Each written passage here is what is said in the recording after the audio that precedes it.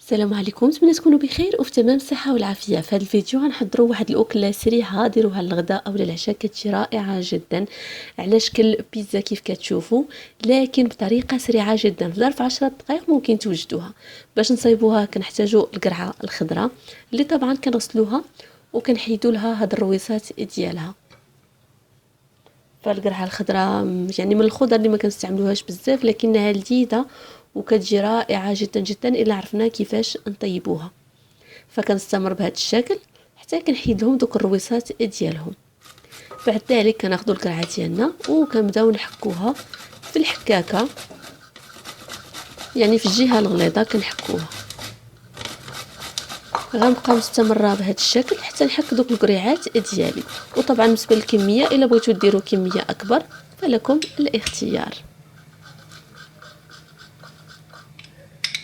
ثم كناخذ واحد 4 ديال الفصوص ديال الثومه وكنديرهم في هاد الاله هذه، يعني الصغيره اللي كتمعس لينا الثومه. فالثومه كتعطيها واحد المذاق رائع جدا جدا. كنزلوها بهذا الشكل هذا. ثم غادي نوضع البيض، غنديروا واحد 3 ديال البيضات مع القرعه ديالنا.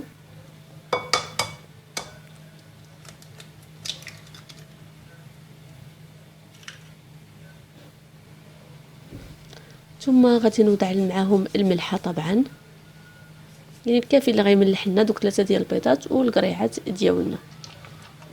ثم غادي نخلطوا كل شيء مزيان، يعني حتى كتجانس لينا العناصر مع بعضياتها،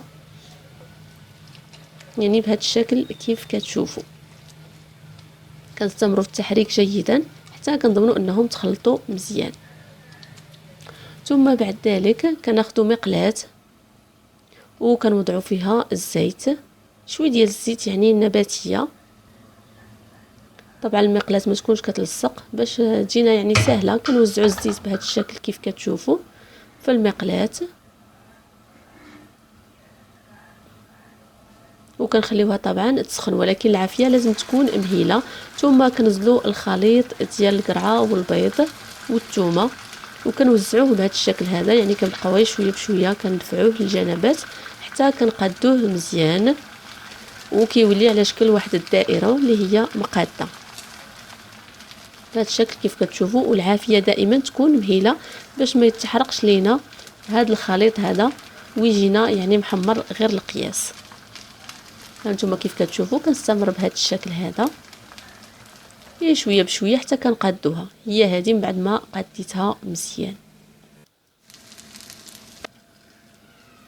ثم الان غادي نقلبها بهذا الشكل كيف كتشوفوا، يعني كتكون تحمرات وطابت كيف كتشوفوا. ثم كناخذ صلصه الطماطم او بالتحديد صلصه البيتزا، او ممكن ديروا غير صلصه الطماطم يعني مع طراب توابل وكدهنوها ليها على الوجه ديالها بهذا الشكل كيف كتشوفوا. ثم كناخذ الطون كنحيد ليه داك الزيت ديالو وكناخذ دوك الطريفات ديال الطون وكنبقى هكا تنفرتهم على الوجه ديالها.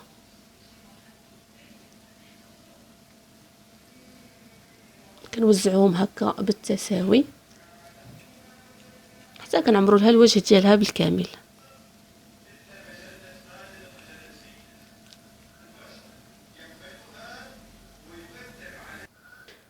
ثم الان غنوضع عليها الفخوماج،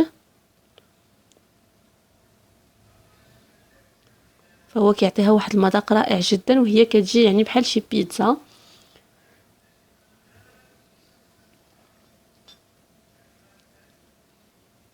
يعني كنوضعوا الكافي من الفخوماج كيف كتشوفوا. بعد ذلك سنغطي عليها. انا المقله عندي كبيره فوضعت لها صحن، يعني اللي عنده هذيك الغطايه ديال المقلاة فغتكون احسن. بعد ما كنشوف الفرماج داب شويه فكناخذ هكا الزعتر وكندردروا لها من الفوق تعطيها مذاق رائع جدا. شويه ديال الزعتر، او ممكن ديروا اعشاب اخرى، يعني اللي كيعجبو شي اعشاب اخرى ممكن يديرها. وهي هذه كيف كتشوفوا بعد ما داب الفرماج هانتوما كي تشوفوا كتجي بحال شي بيتزا تماما لكن في وقت اسرع.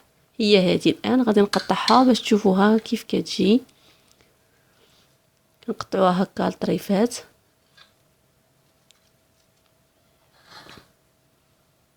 فكتجي سهله اقتصاديه، كتوجد بسرعه جدا جدا، يعني حتى لاخر لحظه ممكن نديروها سواء للغداء او للعشاء. هانتوما كيف كتشوفوا، يعني حتى الفرomاج راه كيدوب ولو في المقلاة، يعني بحال طايب في الفران وبالطبع ما كيتحمرش، فهذه احسن حاجه، فقط كيدوب. هانتوما كيف كتشوفوا، وحتى من الاسفل راها كتجي محمره. هانتوما وكتجي لذيذه بزاف، المذاق ديال الثومه كيعطيها واحد المذاق رائع. نتمنى تجربوها في المنازل ديالكم وتخليو ليا تعليق، ونقول لكم الى اللقاء في وصفه لذيذه قادمه.